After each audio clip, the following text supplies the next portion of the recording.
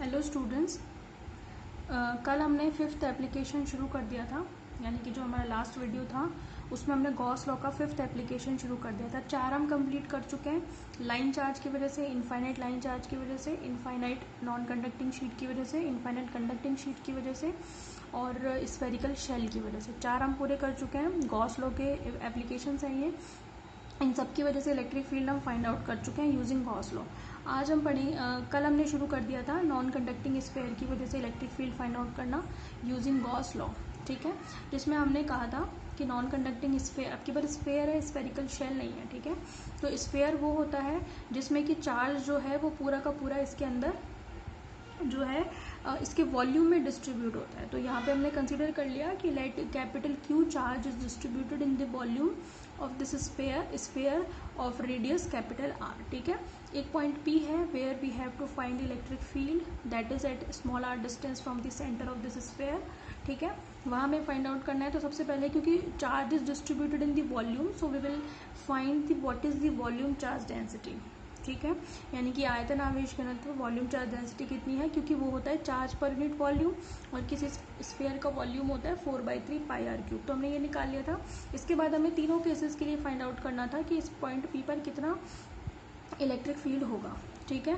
तो पहला केस था हमारा जब small r greater than capital R होगा तो कितना होगा, उसको हम पूरा कर चुके थे। आज हम पढ़ेंगे जब स्मॉल आर कैपिटल आर के बराबर होगा, यानी कि ये पॉइंट पी सरफेस पर ही होगा। और फिर हम पढ़ेंगे जब ये पॉइंट पी अंदर होगा, ठीक है। यानी कि स्मॉल आर जो है वो लेस देन होगा किसके, कैपिटल आर के। समझ में आ रही है बात आपको, ठीक है भाई। तो ये जो small r is greater than capital R है, यानी कि पॉइंट पी कंडक्टिंग स्फीयर के बाहर स्थित है। तो हमने सारा निकाल लिया था। एनक्लोज चार्ज कैपिटल क्यू है, हमने रख दिया था फाई को ई डॉट डी एस कह दिया था, दोनों के बीच का एंगल 0 डिग्री था। तो इस तरीके से हम क्यू ई निकाल चुके थे और ई को हम रो की फॉर्म में भी निकाल चुके थे। हमने कैपिटल क्यू को rho into 4/3 pi are cube लिख दिया था इस इक्वेशन से। समझ में आ गई। तो इतना काम हम कर चुके थे, ठीक है। अब हमारा जो है नेक्स्ट शुरू होगा, यानी कि जब सरफेस पर होगा तो क्या होगा। तो उसमें सेकंड केस जो है आपका, if small r is equal to R, ठीक है। This means point P is at the surface of the sphere, ठीक है। तो क्या होगा जब उसके सरफेस पर होगा, ठीक है। तो आप क्या कहोगे, जो हमने इक्वेशन अभी निकाली है, नंबर डाल दो चाहे आप इसको, ये तो हमारी 4 हो गई, ये 5 हो गई, लेकिन हमारा काम है 4 से, क्योंकि रेडियस इसी में, हालांकि इससे भी कर सकते, कोई दिक्कत नहीं है, ठीक है। अब इक्वेशन 4 को मैं यूज कर रही हूँ। इक्वेशन 4 में अगर मैं स्मॉल आर की जगह कैपिटल आर रख दूँ तो मेरे पास किसके लिए आ जाएगा, सरफेस के लिए आ जाएगा, ठीक है। तो आप क्या कहोगे, सिंस outside the sphere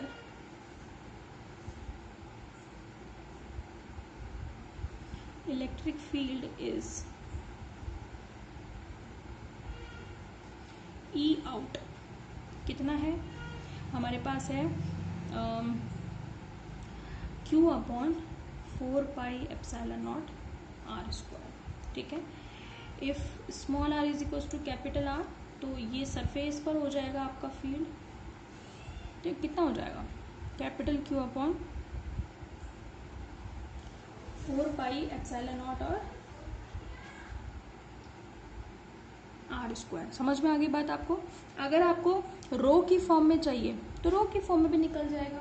बस आपको क्या करना रहेगा, जो इक्वेशन नंबर आपकी 5 है वहां पर आप क्या कर दो, इस स्मॉल आर की जगह पर कैपिटल आर रख दो, ठीक है। तो आर स्क्वायर से आर कट जाएगा। समझ में आ रही है बात आपको। और आपका आंसर कितना आएगा,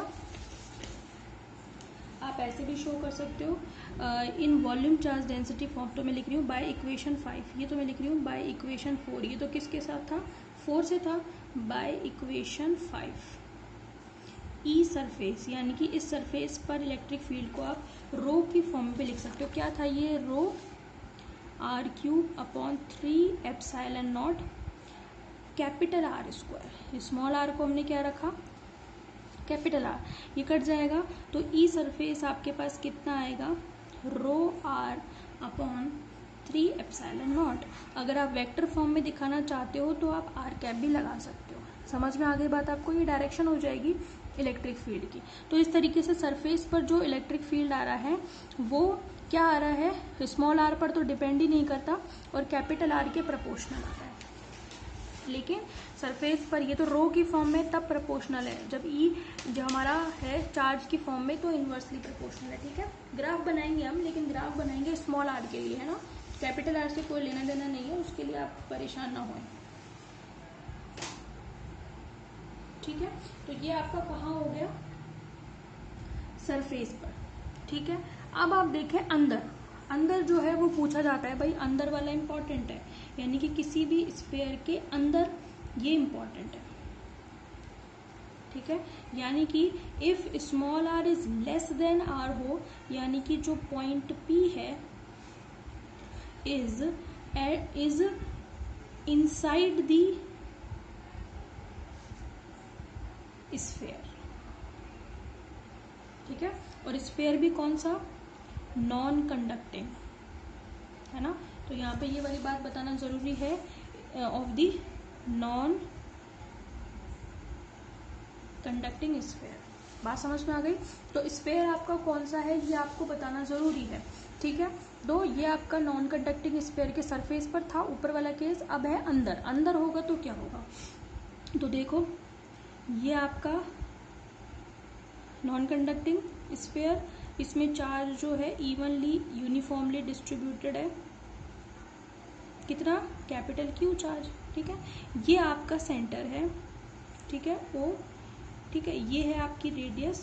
ठीक है, रेडियस आपकी नहीं सरफेस की, स्फीयर की, है ना। और यहाँ कहीं बिंदु है पी। ठीक है, ये डिस्टेंस है स्मॉल आर। बात समझ में आ गई आप सभी को? ठीक है, तो आप क्या करोगे, इसके अंदर एक स्फेरिकल गाउसियन सरफेस मानोगे, ये डैश डैश से दिखाई दे रही है जो। बात समझ में आ गई? यानी कि बिंदु P जहां है आपको वहां गाउसियन सरफेस मानना है। बाहर है तो बाहर बनेगा, सरफेस पर है तो वो खुद ही रहेगा, वहां तो गाउसियन सरफेस मानने की जरूरत ही नहीं है। भाई जब आपका सरफेस पर ही होगा, यानी कि इस केस में, तो आप क्या बनाओगे डायग्राम, एक आपका स्फीयर है। ठीक है, O उसकी सेंटर है, R रेडियस है, तो बिंदु P यहीं कहीं है, तो आप इसी के ऊपर गाउसियन सरफेस बनाओ। तो गाउसियन सरफेस वो खुद स्फीयर ही है, तो यहाँ तो जरूरत ही नहीं पड़ी। बाहर थी तो हमने बाहर बनाया था, जब अंदर है तो हमने अंदर बना दिया। तो ये अंदर वाला क्या है आपका, ये है आपका गाउसियन सरफेस। ठीक है, तो अब आपको पता लगाना पड़ेगा कि कितना चार्ज इसमें एनक्लोज्ड है। अगर हमें पता चल गया कि कितना चार्ज इस स्मॉल आर रेडियस के सर्कल या स्फीयर के अंदर एनक्लोज है, तो हम आसानी से फाइंड आउट कर सकते हैं कि कितना इलेक्ट्रिक फील्ड होगा। ठीक है, तो ध्यान से सुनो आप। According to diagram, a point P is shown inside the sphere। ठीक है, inside the sphere। ठीक है, a Gaussian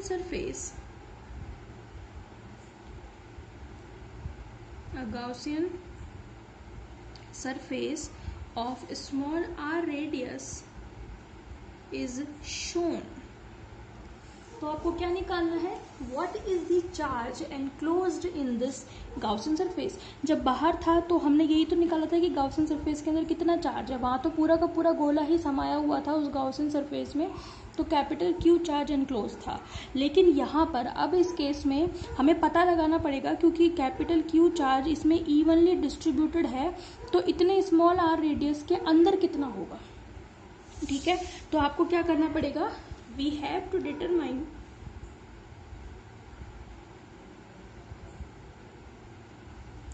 the charge enclosed in the Gaussian surface।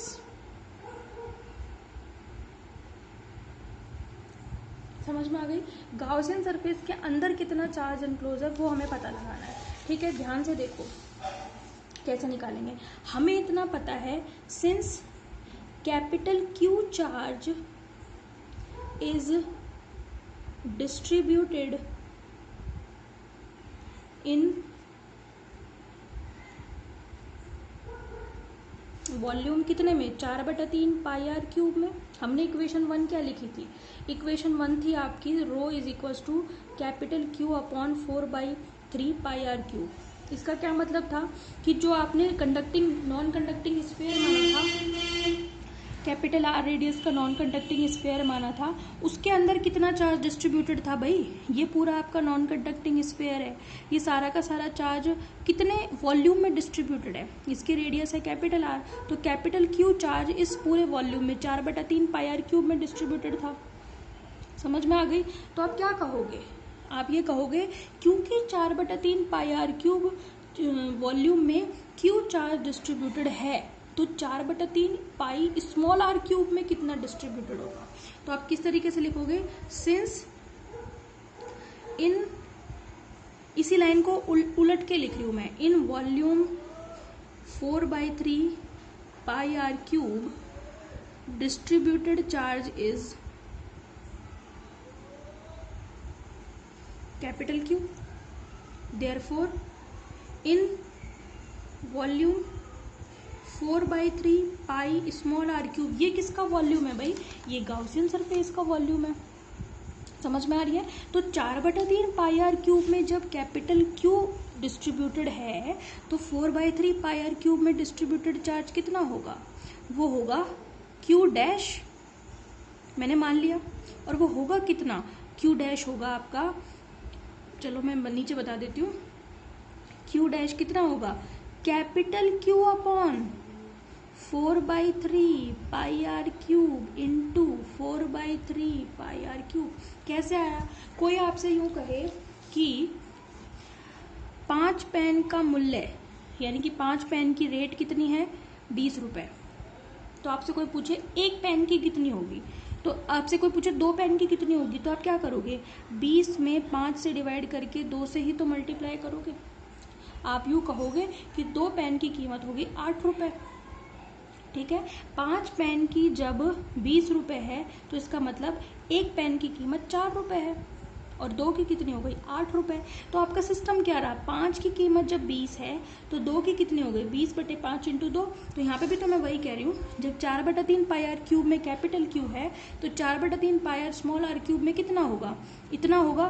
Q के नीचे डिवाइड करोगे आप 4/3 पाई आर क्यूब, और मल्टीप्लाई किससे करोगे? 4/3 पाई आर क्यूब से। जो नीचे था उसी से तो मल्टीप्लाई करोगे। यहाँ पे नीचे 2 था, तो मैंने 2 से मल्टीप्लाई किया, 5 से डिवाइड किया। तो इस क्यू को मैं डिवाइड करूंगी 4/3 से, यहाँ 20 से डिवाइड किया था 5 से, क्यू में डिवाइड करूंगी 4/3 पाई कैपिटल आर क्यूब से, मल्टीप्लाई करूंगी स्मॉल आर क्यूब से। तो ये क्या कहलाएगा? Q dash. क्यू डैश तो मैंने मान लिया कि वो क्यू डैश। बात समझ में आई आपको मैंने क्या बोला? ठीक है, तो ये एनक्लोज चार्ज होगा इन दी गाउसियन सरफेस। तो ये इक्वेशन कौन सी हो गई आपकी? इसको डाल देना आप 6, है ना? 6 हो गई आपकी सरफेस पर थी जो, और ये हो गई आपकी 7। ठीक है, तो आप क्या कहोगे? Equation 7 represents the charge enclosed in the Gaussian surface of radius small r। बात समझ में आई आपको? तो आपके पास चार्ज आ गया। आप फटाफट से देख लो। देयरफॉर फ्लक्स फाई क्या होता है? Enclose charge divided by epsilon naught. ठीक है, व्हाट इज ये एनक्लोज चार्ज? ये रहा, कितना है? अच्छा, ये काट पीट लो ना, 4/3 पाई आर क्यूब, ये काट लोगे तो आपके पास कितना आएगा? 4/3 पाई, 4/3 पाई कैंसिल हो गया, capital Q small r cube upon capital R cube, और साथ में एप्सिलॉन नॉट तो नीचे है ही। समझ में आ गई बात आपको? अरे भाई मैंने ये काट दिए दोनों, तो Q R cube upon small capital R cube, और एप्सिलॉन नॉट नीचे है। Equation number 8। सिंस फाई क्या होता है? ई डॉट डी एस होता है। ठीक है, तो मैं यहीं पे कर दूं इसको, फाई होता है मेरे पास ई डॉट डी एस। ठीक है, क्लोज इंटीग्रल के लिए, क्योंकि सरफेस मेरा क्लोज है, ठीक है, Q R cube upon R cube epsilon not. E जो है वो पैरेलल है डीएस के, ठीक है, दिखा भी दो आप, इसमें जो इलेक्ट्रिक फील्ड है इस पे दिखा दो, इसकी डायरेक्शन यहाँ है और डीएस की डायरेक्शन भी यहाँ है, तो दोनों पैरेलल है, ठीक है।